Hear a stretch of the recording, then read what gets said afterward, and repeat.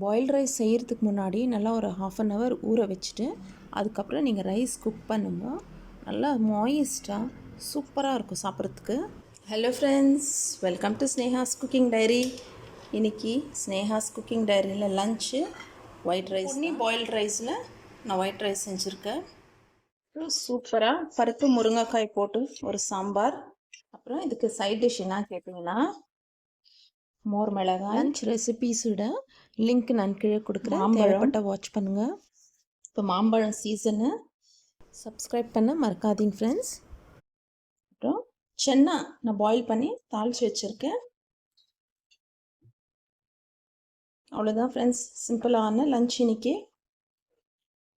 சிம்பிளாக டேஸ்டியாக பொன்னி பாயில்டு ரைஸில் ஒயிட் ரைஸு, பருப்பு முருங்கைக்காய் சாம்பார், சென்னா சுண்டல், ஒரு மோர் மிளகா, மாம்பழம், இதோடு நான் இன்னைக்கு லன்ச் முடிச்சுக்கிறேன். தேங்க்ஸ் ஃபார் வாட்சிங் ஃப்ரெண்ட்ஸ். பாய்.